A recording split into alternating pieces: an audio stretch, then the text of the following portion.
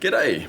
In today's video, I should be unboxing a GameSir X2 version 2. At least that's what I'm expecting to get. What do we got here? We have the GameSir X2 Bluetooth controller. So this is the second revision. The giveaway is down the bottom corner here, but we'll go into that in a bit more in a second. So the reason why I got the Bluetooth version was the Type-C edition that I got, the first generation Type-C edition, has a fair bit of dropouts that were happening. And the reason why I got the Type-C was my phone at the time ran Android 9, and any Bluetooth controller would just drop out after a few seconds. But now I've got a new phone that's got Android 10, so Bluetooth should be compatible. As you can see, the box did get fairly banged up. Anyway, let's crack it open and have a look and see what we get. Apart from a very, very crumpled box, which, granted, that's what I almost paid for. One advantage. It may be a crumpled box, but we do have a case. That is kind of neat.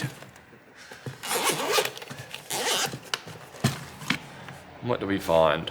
We have an accessories. God knows what the accessories will be, but let's see. A very, very flimsy GameSir branded. Zoom you in for the branding. It's a very, very, very short USB-A to Type-C connector. So assumably that would be to charge it. What else do we get in here?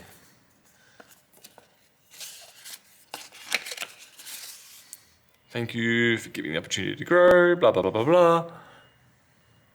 Various paperwork, not much exciting. Fun user manual.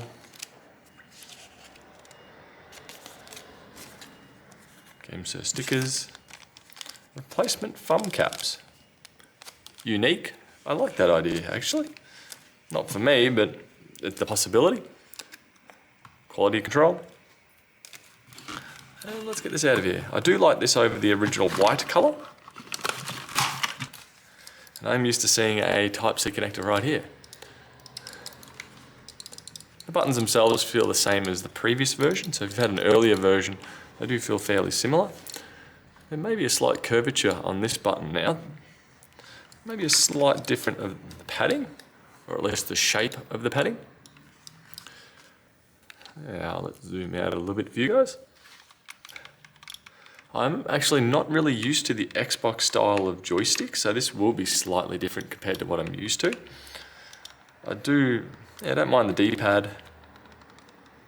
Probably does, if you're using it for long-term gaming, I'd find that your thumb would probably almost get a bit sore or fatigued. I do find it rather hunched up over here. But then the other placements all seem to be fairly normal. Telescopic, can stretch out reasonably large. As a point of reference, Poco F3. And pretty much maximised. The other advantage I'd have with this is I won't have to take off my cover when I do actually go to game on it. Where previously right now, I'd have to take off the skin, so I'd be able to access the charging port on here. So I'm going to give this a try out over the next few days and see what I think of it in comparison. We have a little bit of movement here, that's all right. Some more details around the back here. 5 volt, 3 amp max charge. So I would be curious to see how or what size capacity battery there is in here and how long it will last me for gaming. But overall, not bad. It does feel a little bit heavier on the left-hand side compared to the right-hand side in hand. I'm assuming the battery component and the circuitry is all contained over this side, where this side doesn't have too much going on. But so far, it's looking all right, especially for the price that I paid. This I paid around $66 Australian for it, so fairly cheap. And if it's anything like the predecessor, as long as it doesn't have dropout issues or really any control issues, which I never really had on the other one, apart from the Type-C port disconnecting, then this should be a decent little gaming rig. So I'll check that out in the future. Anyway, I'll leave you here and I'll catch you guys later. Bye.